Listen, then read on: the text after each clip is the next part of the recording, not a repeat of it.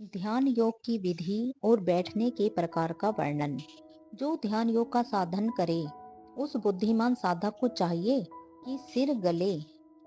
और छाती को ऊंचा उठाए रखे,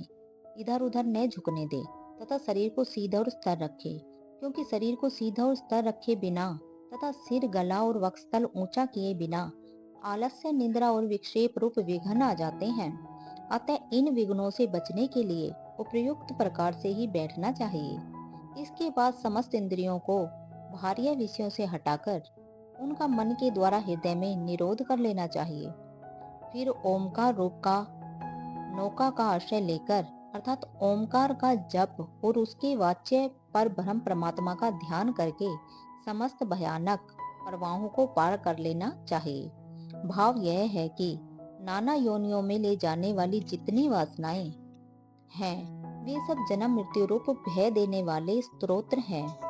इन सब का त्याग करके सदा के लिए अमर पद को प्राप्त कर लेना चाहिए। अगला श्लोक श्लोक नंबर 9, प्राणायाम का क्रम और उसकी महत्ता। बुद्धिमान साधक को चाहिए कि वह इस योग साधना के लिए आहार विहार आदि समस्त चेष्टाओं को यथा योग्य करता रहे, उन्हें ध्यान योग के लिए उपयोगी बना ले।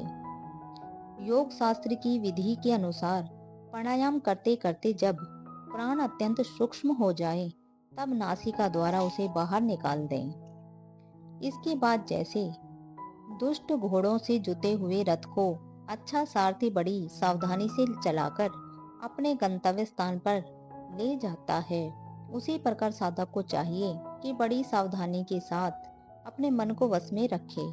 जिससे योग साधना में किसी प्रकार का विघ्न न आए और वह परमात्मा की प्राप्ति रूप लक्ष्य प्राप्त कर जाए। परम ब्रह्म परमात्मा में मन लगाने के लिए कैसे स्थान में कैसी भूमि पर बैठकर साधन करना चाहिए, इस जिज्ञासा पर कहा जाता है। इस मंत्र में ध्यान योग के उपयुक्त स्थान का वर्णन है। भाव यह है कि ध्यान योग का साधन करने वाले साधकों को ऐसे स्थान में अपना आसन लगाना चाहिए जहाँ की भूमि समतल हो, ऊंची नीची टेढ़ी मेढ़ी न हो, जो सब प्रकार से शुद्ध हो, जहाँ कूड़ा करकट मैला आदि न हो, झाड़ बुहार कर साफ किया हुआ हो और स्वभाव से भी पवित्र हो, जैसे कोई देवालय, तीर्थ स्थान आदि, जहाँ कंकड़ बालू न हो और अग्नि या धूप की गर्मी भी न हो, जहाँ कोई मन में विक्षेप करने वाला शब्द न हो, कोलाहल का सर्वथा अभाव हो, यथा आवश्यक जल प्राप्त हो सके, किंतु ऐसा जलाशय न हो जहाँ बहुत लोग आते जाते हों, एवं जहाँ शरीर रक्षा के लिए उपयुक्त आश्रय हो, परंतु ऐसा न हो जहाँ धर्मशाला आदि की भांति बहुत लोग ठहरते हो। तात्पर्य यह है कि इन सब विचारों के अनुसार जो सर्वथा अनुकूल हो और जहाँ का दृश्य नेत्रों को पीड़ा पहुंचाने वाला भयानक न हो, ऐसे गुफा आदि वायु शून्य एकांत स्थान में पहले बताए हुए प्रकार से आसन लगाकर अपने मन को परमात्मा में लगाने का अभ्यास करना चाहिए।